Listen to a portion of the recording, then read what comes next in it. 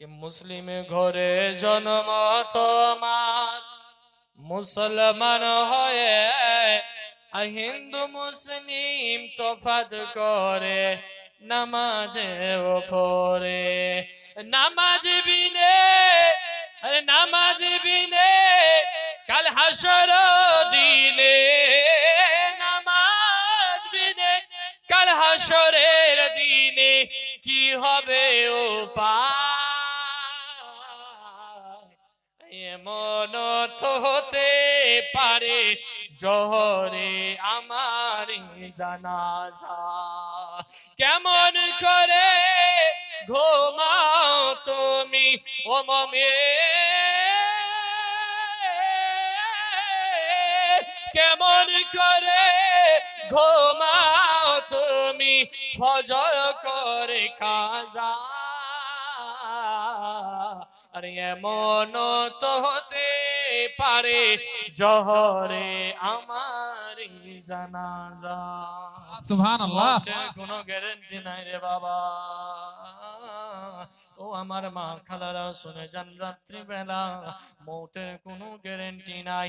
এখন আছেন, এখনই সঙ্গে সঙ্গে যদি আল্লাহ হুকুম করে দেয়, মালাকুল মউতকে বলে দেয়, এই মালাকুল মউত যাও যাও যাও, দেখো আমার বান্দা সেখানে বসে জালসা শুনতেছে, আর সেখানে গিয়ে তুমি তাড়াতাড়ি করে তার রূহটাকে বের করে নিয়ে চলে আসো। এখনই শুধু আল্লাহর হুকুম হবে, আর এখানে মালাকুল মউতের আসার এক সেকেন্ডও দেরি হবে না। সঙ্গে সঙ্গে মালাকুল মউত আল্লাহর হুকুমে চলে আসবেন, আসার পরে আপনার রূহটাকে বের করে নিয়ে চলে যাবে। সুবহানাল্লাহ সুবহানাল্লাহ। তাই বাবা আমার সময় থাকতে মুসলমান হয়ে যা, মুসলমান নামের হয়েন না, কামের মুসলমান হয়ে যা। আর কামের যদি মুসলমান হন তাহলে সেটাই কামে লাগবে, আর নামের যদি মুসলমান হন তাহলে এই দুনিয়াতেই নাম আপনার থাকবে, আখেরাতে মুসলমান নাম থাকবে না। জি। নামের হয়েন না বাবা, কামের মুসলমান হন। এই কামের মুসলমান হবেন, দেখবেন দুনিয়াও আপনাকে ভালো লাগবে এবং আখিরাতও আপনার ভালো হবে। আল্লাহ আল্লাহ আমার নবী বলেন, আদ-দুনিয়া ওয়াসিজ্জুনুল মুমিনিন ওয়া জান্নাতুল লিল কাফিরিন। আমার নবী হাদিসের মধ্যে ইরশাদ করে বলেন, এই দুনিয়াটা হচ্ছে মুমিনদের জন্য কয়েদখানা, আর যারা কাফের তাদের জন্য এটা হলো জান্নাত। সুবহানাল্লাহ সুবহানাল্লাহ। এ বাবা আমার সোনা মানিকেরা, আমার ধনীরা, শুনেন বাপজানেরা, আবার ভালো করে মনোযোগ দিয়ে শুনেন। নামের মুসলমান আর কামের মুসলমান, এই কামের মুসলমান হতে গেলে কি করতে হবে? মৌলভী সাহেব একটু দয়া করে বলেন, দাড়ি ছেড়ে দেব তাহলে কি কামের মুসলমান হয়ে যাব? নামাজ পড়তে লাগবো তাহলে কি কামের মুসলমান হয়ে যাব? আমি যদি লম্বা টুপি পরে নি তাহলে কামের মুসলমান হয়ে যাব? জুব্বা যদি লম্বা লাগিয়ে নি তাহলে কামের মুসলমান হয়ে যাব? গরুর মাংস যদি খাই তাহলে কামের মুসলমান হয়ে যাব? বলে না বাবা না, এগুলো করলে আপনি কামের মুসলমান হবেন না। নামাজ যদি পড়েন তার আগে আপনাকে ঈমানটাকে শক্ত করতে হবে। আল্লাহ তাবারাক ওয়া তাআলার বলেন, আল্লাহ তাবারাক ওয়া তাআলার হাবিব বলেন, আল্লাহ বলতেছি আমার নবী মসজিদে নববীর মধ্যে দাঁড়িয়ে আছে, জিবরাইল আমিন আমার নবীর কাছে এসে বলেন, ইয়া রাসূলুল্লাহ, ইয়া নবী আল্লাহ, ও নবী, আল্লাহ তাবারাক ওয়া তাআলা আপনাকে সালাম জানিয়েছেন, আর আমি জিবরাইল আমারও সালাম আপনি গ্রহণ করেন। বলে বলো বলো জিবরাইল, বলো, সালাম গ্রহণ করলাম, বলো কি খবর নিয়ে এসেছো বলো। আমার নবী তখন যখন জিজ্ঞাসা করলেন, হযরত জিবরাইল আমিন তখন বলেন, ইয়া রাসূলুল্লাহ, ও গো নবী, আল্লাহ তাবারাক ওয়া তাআলা বলেছেন আকিমুস সালাত, নামাজ কায়েম করতে বলেছেন, নামাজকে আদা করতে বলেছেন।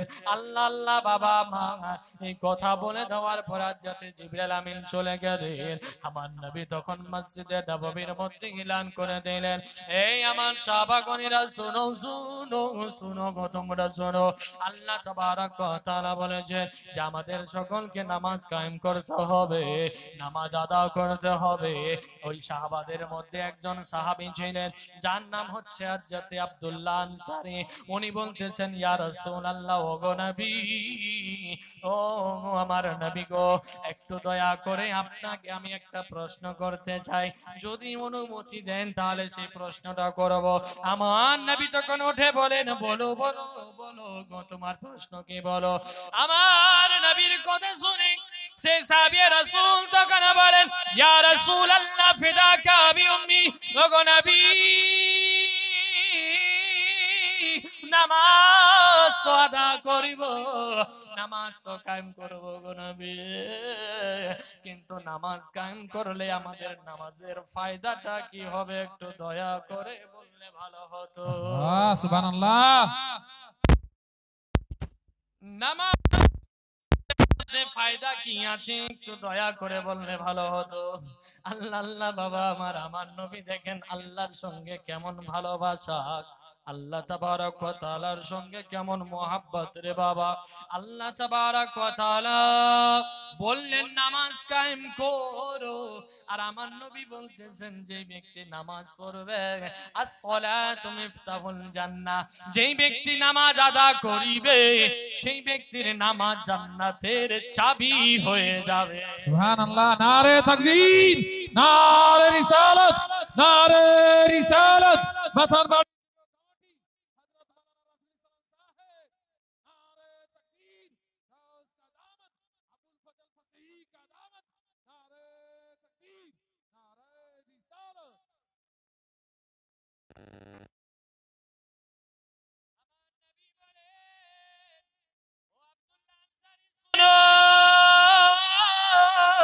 তুমি যদি নামাজ কায়েম করে থাকো, আল্লাহ বলেছেন নামাজ কায়েম করার কথা, আমি ওনার হাবিব বলতেছি যদি নামাজ তুমি সঠিকভাবে শুদ্ধভাবে আদা করে নাও, তোমার নামাজ জান্নাতের চাবি হয়ে যাবে। আল্লাহ আল্লাহ বাবা আমার, এবার আরেকটু হালকা করে আপনাদেরকে খুলাসা করে দিই। আমার নবী বললেন আস-সালাতু মিফতাহুল জান্নাহ, জান্নাতের চাবি হচ্ছে নামাজ। এবার বুঝিয়ে দিলাম আপনাদেরকে, আরেকটু বুঝিয়ে দিই, কিন্তু নামাজের চাবি আবার কি আছে রে বাবা? নামাজেরও তো চাবি হওয়া দরকার আছে কি নাই? নামাজেরও তো চাবি হওয়া দরকার আছে। নামাজের জন্য কি চাবি আছে? মৌলভী সাহেব বলেন, একটু দয়া করে বলেন যে নামাজের চাবিটা আবার কি? নামাজ তো জান্নাতের চাবি হয়ে গেল, কিন্তু নামাজেরও তো চাবি হওয়া দরকার। সে নামাজের কি চাবি নাই? আছে বাবা আমার, সে নামাজেরও চাবি আছে, সেই চাবিরও আবার চাবি রয়েছে রে বাবা। জি, নামাজের চাবি আছে, আর ওই নামাজের চাবির চাবি রয়েছে, তার মানে এখনো দুটো চাবি বাকি আছে। ইনশাআল্লাহ বাবা আমার, আপনারা একটু ধৈর্য ধরে বসেন, ইনশাআল্লাহ আপনাদেরকে বলবো, কিন্তু তার আগে শুধু ঘটনাটা শুনেন। আমার নবী সাল্লাল্লাহু তাআলা আলাইহি ওয়াসাল্লাম যখন বললেন নামাজ পড়লে নামাজ জান্নাতের চাবি হবে, ও আমার সোনা মানিকেরা, মা খালারা শুনে যান, রাত্রি বেলা আজ আমরা আমাদের বাড়ির মধ্যে কত রকমের কাপড় রয়েছে, প্যান্ট শার্ট আছে, জামা আছে, পাঞ্জাবি আছে, লুঙ্গি আছে, জুব্বা আছে, কেউ আবার শখের শিরওয়ানি সেলাই করেছে, করে কি করে না বাবা আমার, বহু লোক এরকম সেলাই করে করে টেচুরির ভিতরে আলমারির ভিতরে কাপড়কে গুছিয়ে গুছিয়ে রেখেছে। তখন যদি সেই বাচ্চাটাকে একবার জিজ্ঞাসা করা হয়, ও যুবক ভাই, বলো বলো বলো, তোমার যে এতগুলো ড্রেস দেখা যায়, এতগুলো কাপড় দেখা যায়, তো বলো বলো এতগুলো কাপড় তুমি কি কি জন্য রেখেছো, কিসের কিসের জন্য রেখেছো বলো। তখন সেই যুবক উঠে বলে, একটা ড্রেস রেখেছি, যদি কারো বাড়িতে খতনা হয়, মুসলমানি হয়, তাহলে মুসলমানি খাওয়ার যাওয়ার জন্য একটা ড্রেস সেলাই করেছে। বলে আরেকটা কিসের জন্য? বলে আরেকটা ড্রেস এই জন্য সেলাই করেছে যে ঈদের নামাজ যখন পড়বো তো সেই ড্রেস পরে ঈদের নামাজ পড়তে যাব। বলে এই জন্য নাকি? বলে হ্যাঁ। বলে আরেকটা তাহলে কিসের জন্য? বলে আরেকটা ড্রেস এই জন্য সেলাই করেছে যদি আমার কোনো বন্ধু বান্ধবের বিয়ে লাগে তো ওর তো বরযাত্রী যেতে হবে, তো বরযাত্রী যাওয়ার জন্য একটা ড্রেসকে আবার সেলাই করে রেখেছে। এক এক করে একটা না দুটা না বাবা, বহু কাপড় সেলাই করে টেবিলের মধ্যে ভরে রাখে। আর সেই ড্রেস গুলো এক একটা করে কোন কাজের জন্য নির্ধারিত করে নিয়েছে। আল্লাহ আল্লাহ হযরত আব্দুল্লাহ আনসারী উনি যখনই শুনলেন নামাজ পড়লে নামাজ জান্নাতের চাবি হবে, একখানি লেবাস দিয়ে রে বাবা আমার আব্দুল্লাহ আনসারী এবং ওনার স্ত্রী দুইজনে মিলে 5 ওয়াক্ত নামাজ কায়েম করতো রে বাবা। সুবহানাল্লাহ। একখানি লেবাস দিয়ে, ওইখান মাত্র একটি পোশাক, ওই একটি পোশাক দিয়ে 5 ওয়াক্ত নামাজ আদা করতেন। আর আদা করতেন তো ওরকমই আদা, কাজা কখনো হতে দিতেন না। আল্লাহু আকবার কবীরা। আল্লাহ আল্লাহ বাবা আমার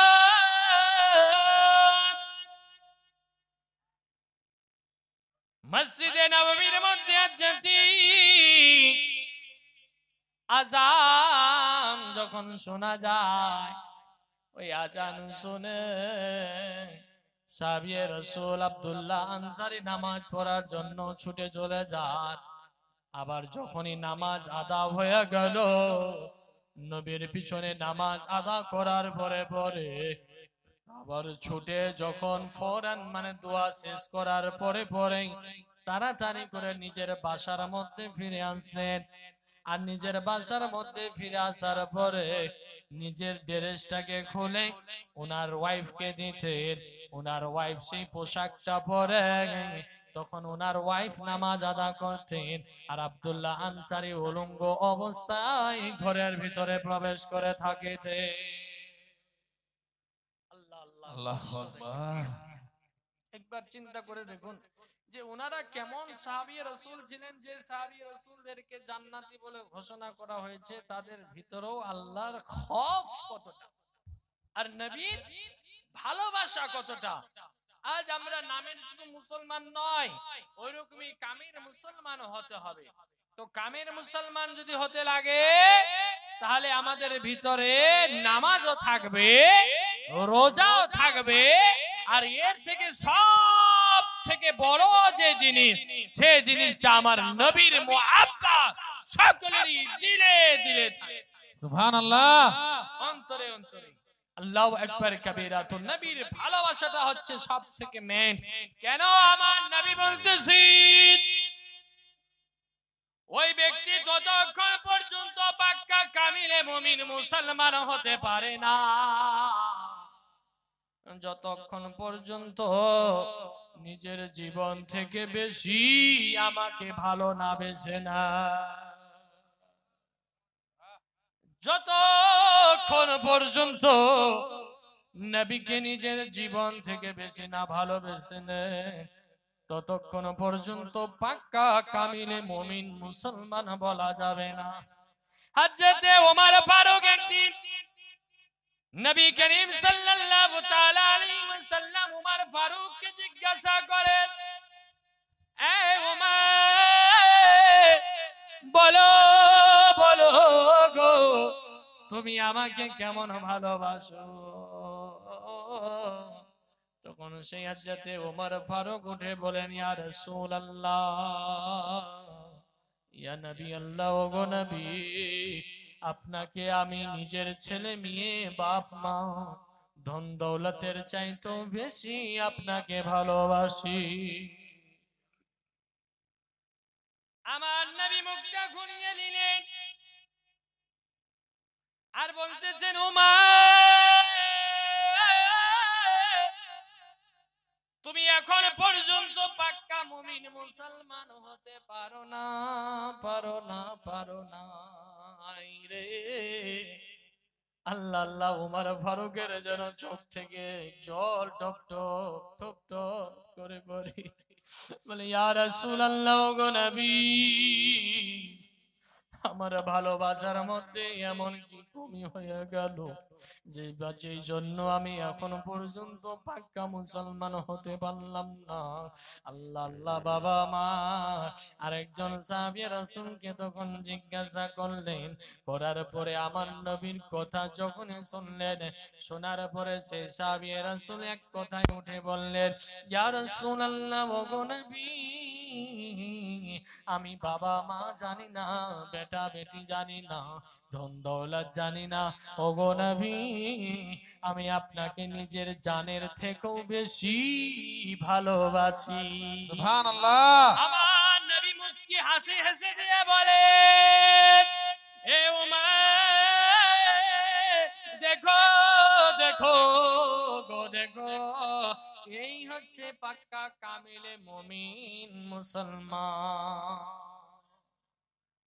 এ উমার দৌলত নয়, তোমার মা বাবার চেয়েও বেশি নয়, এক কথায় তোমার জান থেকে বেশি আমাকে ভালোবেসে নাও, তাহলে তুমি পাক্কা মুমিন মুসলমান হয়ে যাবে। এই জন্য আমাদের নামাজ দরকার, বুঝতে পারলেন? এই জন্য আমাদের নামাজ দরকার, আর নবীর ভালোবাসাটা দরকার।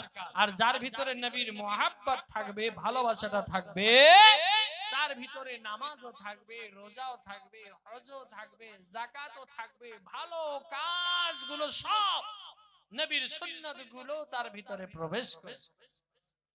এটাই হচ্ছে আমাদের নবী করিম সাল্লাল্লাহু তাআলা আলাইহি ওয়াসাল্লামের ভালোবাসার পরিচয়।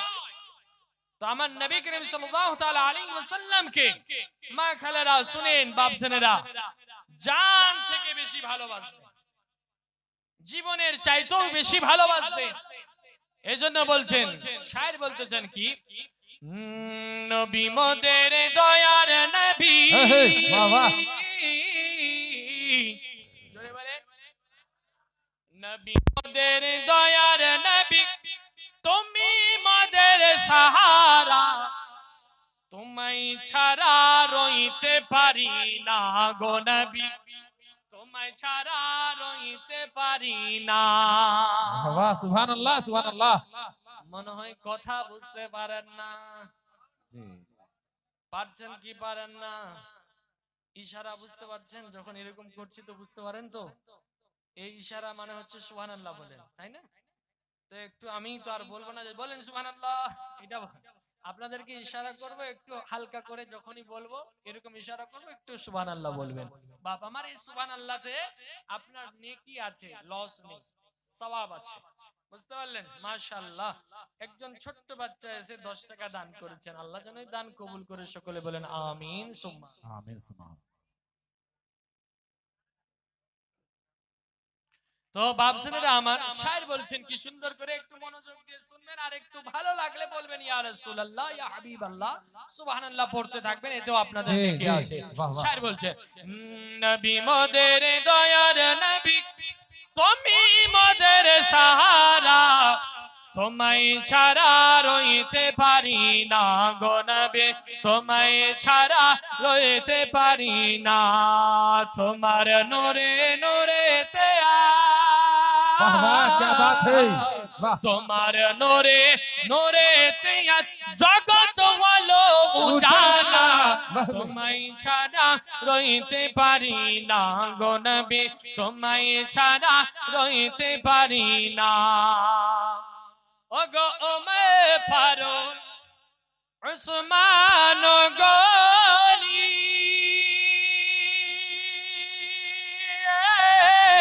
তোমার প্রেমে সবাই ধনী। বাহ বাহ, সুবহানাল্লাহ। ওগো ওমর ফারুক উসমান গনি, তোমার প্রেমে সবাই ধনী, তোমায় বিনে ওগো নবী, তোমায় ছাড়া ওগো নবী জান্নাত পাওয়া যাবে না। বাহ বাহ, সুবহানাল্লাহ সুবহানাল্লাহ। গজলটা আছে নবীর শানে। কিসের শানে? নবীর শানে। যে নবীর জন্য 18,000 মাখলুকাতকে সৃষ্টি করেছেন আল্লাহ তাবারক ওয়া তাআলা, যে নবীর জন্য দুনিয়া সৃষ্টি করেছেন, সেই নবীর শানে এই হচ্ছে কালাম। জি। আর এই কালামের মধ্যে যদি আমি ওলির নাম ঢুকাই, মনোযোগ দিয়ে শুনবেন একটু ভালো করে, খুব গুরুত্বপূর্ণ কথা বলছি কিন্তু। ওলির নাম যদি ঢুকাই দিই এই কালামে, চলবে? কোনো মতেই চলবে না, একদম নাজায়েজ, কোনো মতেই চলবে না। ওলি, ওলিদের শান কিছু আলাদা, আর নবীদের শান কিছু আলাদা। জি, বুঝতে পারলেন? তো বাপজানেরা আমার, এই জায়গাতে ওলির নাম ঢুকানো যাবে না, এখানে নবীর নাম ঢুকাতে হবে। জি ভাই।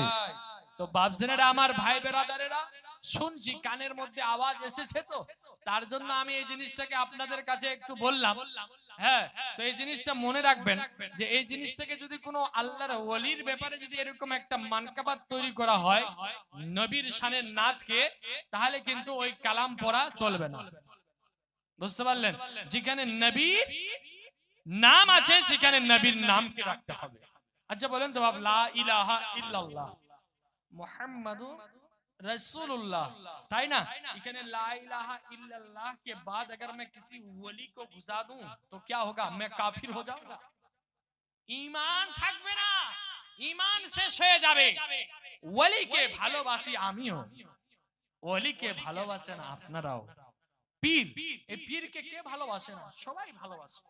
আপনারা হয়তো কেউ হুজুর মাশরুর মিয়ার মুরিদ, কেউ হচ্ছেন হয়তো হুজুর ফাসহি মিয়ার মুরিদ, কেউ হচ্ছেন হয়তো হুজুর আশরাফিয়া, হুজুর জালালউদ্দিন আশরাফির মুরিদ, लेकिन वली तो एक ही है, वली तो একটাই, তাই না বাপ আমার? এই ওলি সিলসিলা আসলো কোথা থেকে? ওই হুসেনের বংশধর থেকেই তো, ওই বংশধর থেকেই এই সিলসিলা চলে আসছেন। কেউ কালিমি, কেউ আশরাফি, কেউ রাজবি, কেউ ফাসহি। কিন্তু এই লাইন লাগছে অবশেষে গিয়ে কোথায়? আবার হুসেনের কাছে গিয়ে লাগছেন, হযরত ইমাম হুসেনের কাছে। আল্লাহু আকবার কবীরা। তো বাপ জানেরা আমার, এই শায়ের গজলের মধ্যে বলতেছেন খুব সুন্দর ভাবে, একটু মনোযোগ দিয়ে শুনবেন। আর নবীর জায়গায় নবীর নাম রাখবেন, ওলির নাম ঢুকাবেন না। এটা আপনাদের সকলের কাছে রিকোয়েস্ট আর আমার অনুরোধ। বুঝতে পারলেন?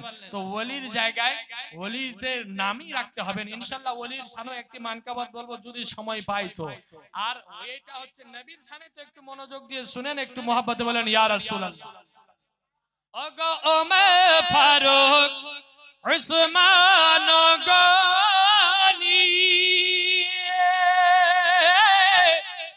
তোমার প্রেমে সবাই ধনী, তোমায় বিনে ওগো নবী, তোমায় ছাড়া ওগো নবী জান্নাত পাওয়া যাবে।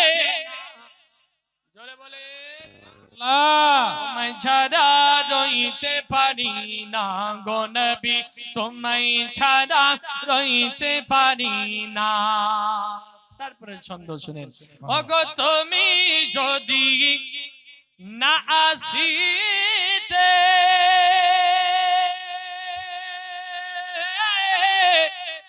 কে বা জানতো খোদা বলে।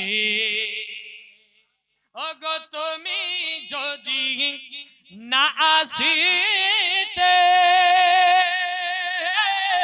কে বা জানতো খোদা বলে। তুমি এসে ওগো নবী, তুমি এসে ওগো নবী দিলে খোদার ঠিকানা। সুবহানাল্লাহ। নারে তাকবীর, নারে রিসালাত, নারে রিসালাত। पत्थरबाड़ी जुबो कमेटी, गौस का दामन, खाजा का दामन, अबुल फजल वसी का दामन। नारे तकबीर, नारे रिसालत। तुम्हें छड़ा रोइते पारी ना। वाह, बहुत खूब। नबी गो तुम्हें छड़ा পারি না বাবা আমার। তো বলছিলাম নামাজ পড়লে নবীর মুহাব্বত ভালোবাসা লাগবে, এটাই হচ্ছে শর্ত। যে নবীর জন্য 18,000 মাখলুকাতকে তৈরি করেছেন, যে নবীর জন্য আল্লাহ জান্নাত তৈরি করেছেন, যে নবীর ওসিলাতে জাহান্নাম তৈরি হয়েছে, যে নবীর ওসিলাতে আসমান জমিন সৃষ্টি হয়েছে, যে নবীর নূরের ঝলকে এই আদম জাতকে আল্লাহ তৈরি করেছে, সুবহানাল্লাহ সুবহানাল্লাহ। সেই নবীর শান ও মান কিছু হবে আলাদা রে বাবা। সেই নবীর মুহাব্বত যতক্ষণ দিলের মধ্যে না থাকবে আমরা ততক্ষণ পাক্কা কামিলে মুমিন মুসলমান হতে পারবো না। আল্লাহ আল্লাহ বাবা আমার হযরত আব্দুল্লাহ আনসারী একখানি লেবাস দিয়ে দুইজন স্বামী স্ত্রী নামাজ আদা করেন, করার পরে সাহাবাদের মধ্যে তখন আলোচনা হতে লাগলো। সাহাবারা যেন গুনগুন গুনগুন করতে লাগলেন। কি গুনগুন করছেন? বলে হে আব্দুল্লাহ আনসারী আগে নামাজ পড়তে আসতেন, আগে মসজিদের মধ্যে আসতেন তো অনেকক্ষণ ধরে আমাদেরকে সময় দিতেন, এখন যখনই নামাজ শেষ হয়ে যায় সঙ্গে সঙ্গে যেন নিজের বাড়ি ফিরে চলে যায়। ব্যাপারটা কি জিনিসটা জানতে হবে। আল্লাহ আল্লাহ বাবা মা কানের মধ্যে আওয়াজ পৌঁছে গেল। পৌঁছে যাওয়ার পরে আমার নবী দয়ার নবী মায়ার নবী গো উনি বলতেছেন কি আলোচনা হচ্ছে তোমাদের মধ্যে বলো। আল্লাহ আল্লাহ তখন সাহাবাগণেরা বলেন ইয়া রাসূলুল্লাহ নবী গো এ আব্দুল্লাহ আনসারী যেদিন থেকে আপনি বলেছেন নামাজ পড়লে নামাজ জান্নাতের চাবি হবে, যেদিন থেকে বলেছেন নামাজ পড়লে নামাজের জান্নাতের চাবি হবে, সেদিন থেকে আব্দুল্লাহ আনসারী যেন মসজিদের মধ্যে আসে, আসার পরে নামাজ আদা করার পরে পরে সঙ্গে সঙ্গে যেন বাড়ি চলে যায়। এই জন্য আমরা বুঝতে পারছি না ব্যাপারটা কি, কেন এরকম করতে লাগলো। আগে তো এরকম ছিল না এখন কেন যে এরকম হতে লাগলো। আমার নবী তখন বলতেছেন ও আমার সাহাবাগণেরা তোমরা চিন্তা করো না আমি নবী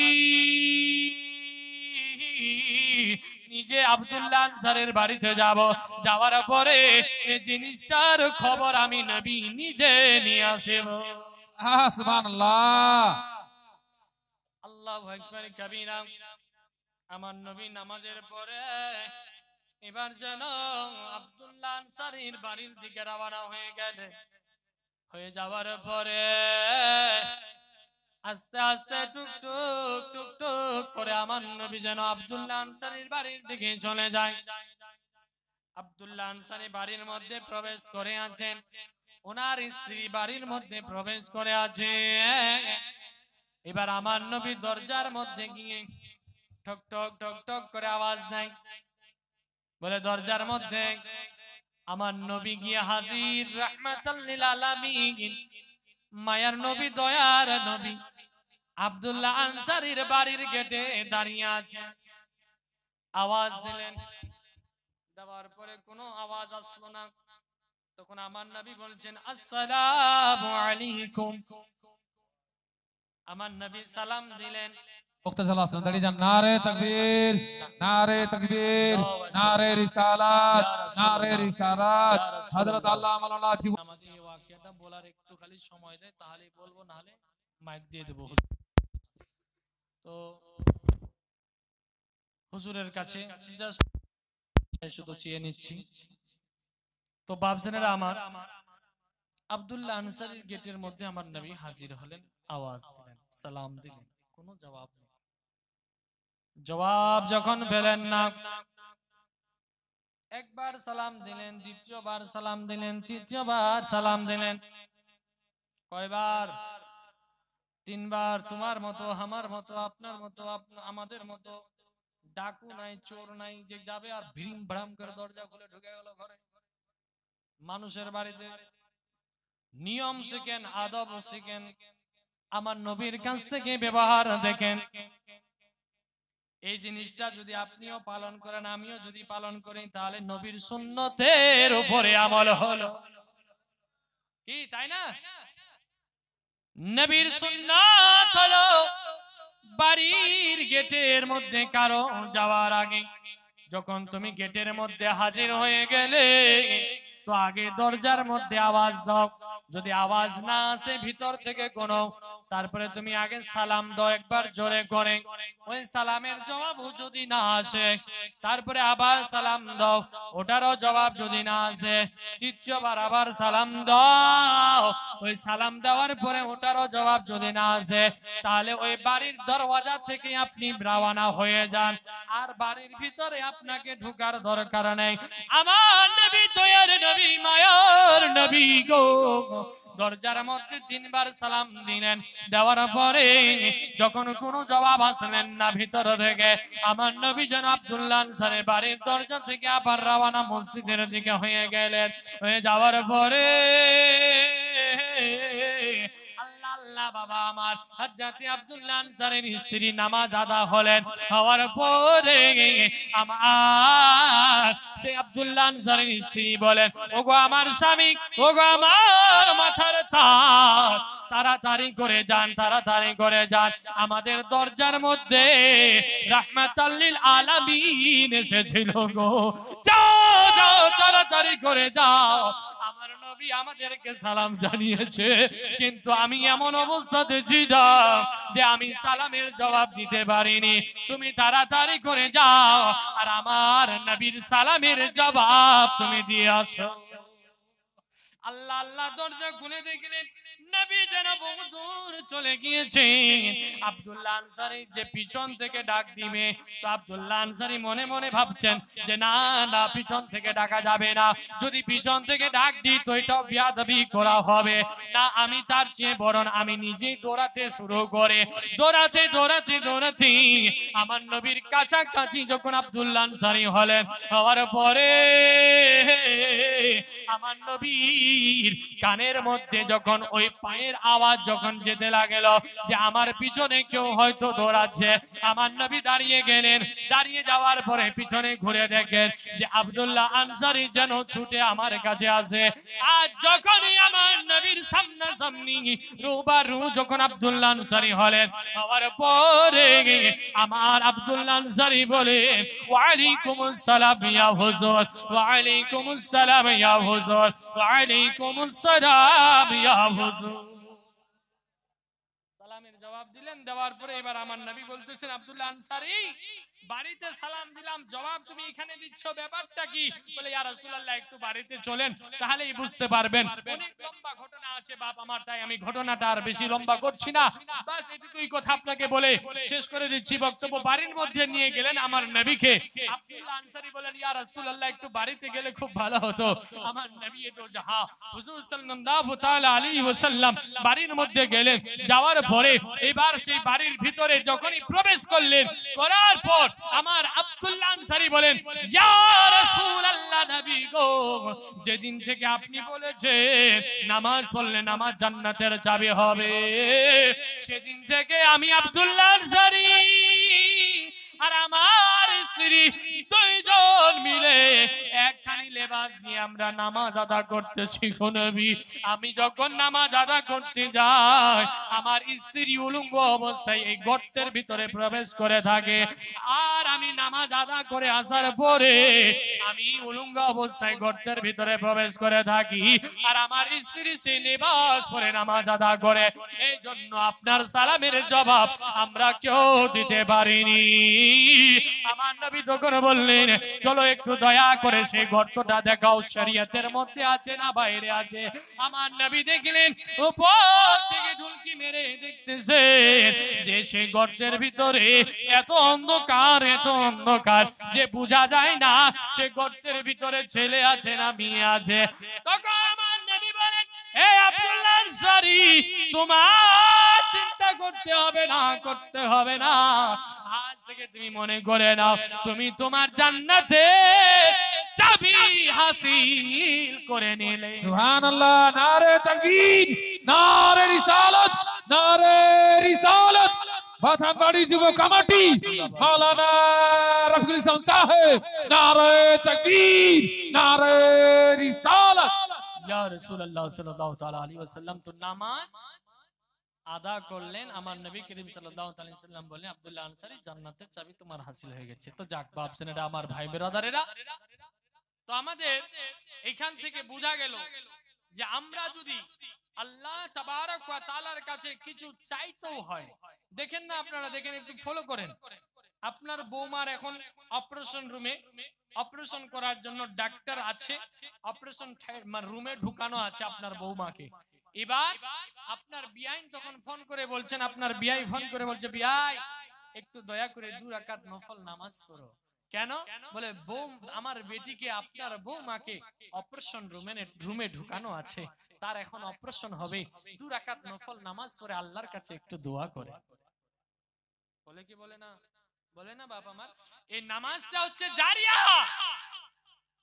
আল্লাহর কাছে আপনি যে চাইবেন কিছু, আল্লাহ তাবারক ওয়া তাআলা কোরআনের মধ্যে বলতেছেন, ইয়া আইয়ুহাল্লাযীনা আমানুস্তাঈনু বিস-সাবরি ওয়াস-সালাহ।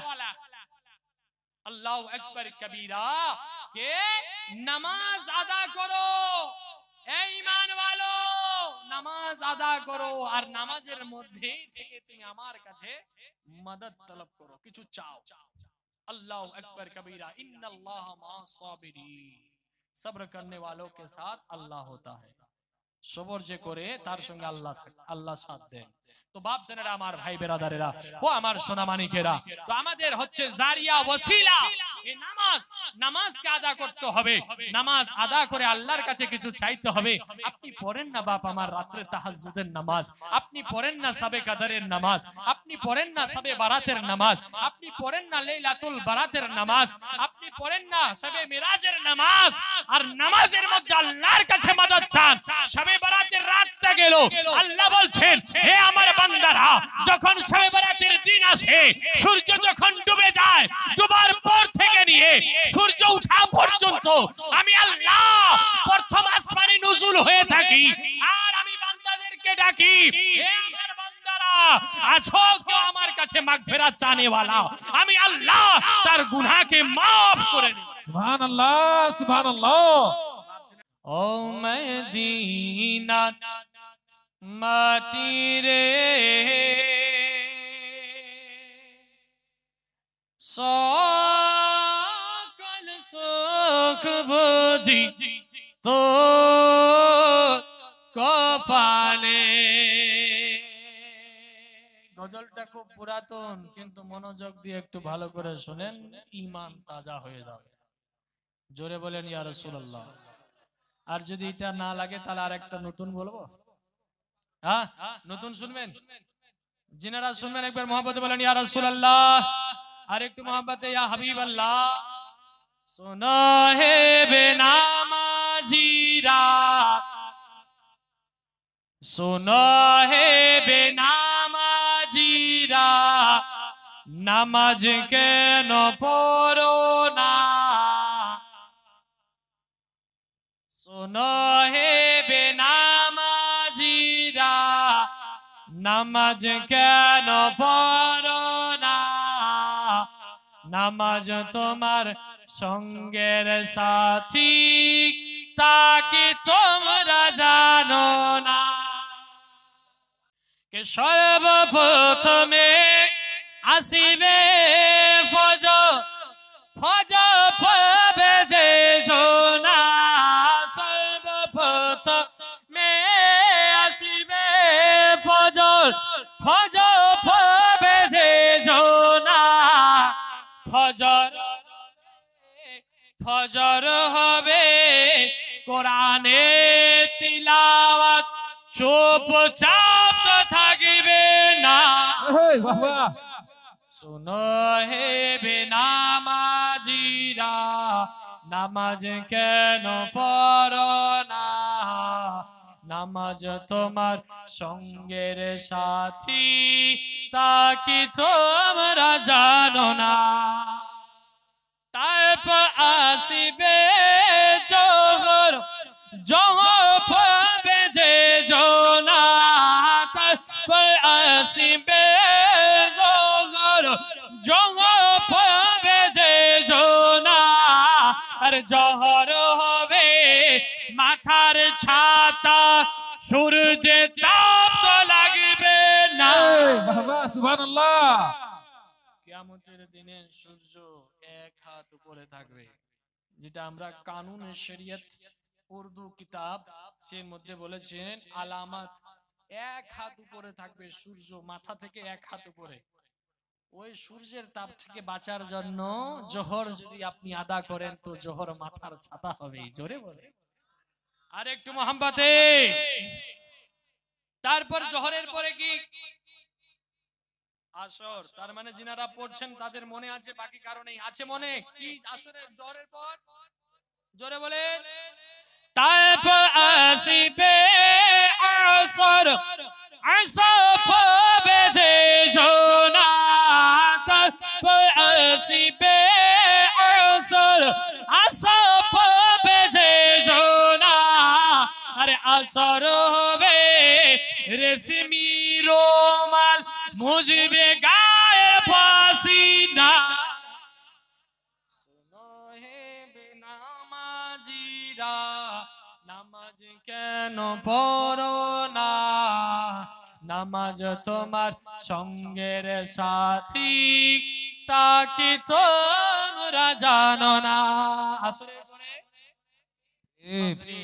তারপর আসিবে মাগরিব, তারপর আসিবে মাগরিব, মাগরিব বেজে জোনা। আরে মাগরিবই হবে কবরে বাতি, অন্ধকার তো থাকবে না। সুবহানাল্লাহ। শোনো হে বেনামাজিরা, নামাজ কেন পড়ো না? নামাজ তোমার সঙ্গের সাথী, তা কি তোমরা জানো না?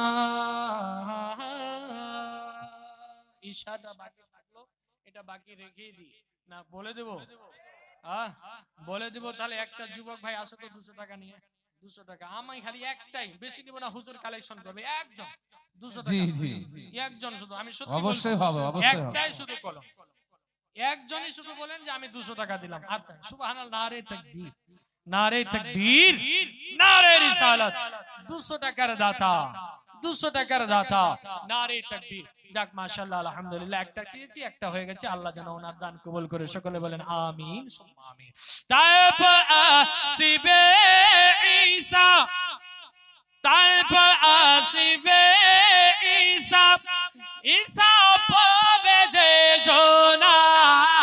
আরে ঈসা হবে, আরে ঈসা হবে ফুলের বাগান, জান্নাতের ঠিকানা। বাহ বাহ, সুবহানাল্লাহ। শোনো হে বেনামাজিরা, নামাজ কেন পড়ো না? নামাজ তোমার সঙ্গের সাথী, তা কি তোমরা জানো না? বহুত খুব, বহুত খুব। বাহ বাহ, সুবহানাল্লাহ, সুবহানাল্লাহ। আমার ভাই বেরাদারেরা, এই আয়াতের উপরে যাহা কিছু বক্তব্য রাখিলাম, কোরআন ও হাদিস থেকে যাহা কিছু বলিলাম, এতে যদি আমার কোনো ভুল ত্রুটি বা কোনো ভুল লফজ যদি বের হয়ে থাকে, তাহলে আমি দিল থেকে তওবা পড়ছি, আপনারাও তওবা পড়েন। আস্তাগফিরুল্লাহ রাব্বি মিন কুল্লি জামবিন ওয়া আতুবু ইলাইহি, আশহাদু আল্লা ইলাহা ইল্লাল্লাহু ওয়া আশহাদু আন্না মুহাম্মাদান আবদুহু ওয়া রাসূলুহু সাল্লাল্লাহু তাআলা আলাইহি ওয়াসাল্লাম।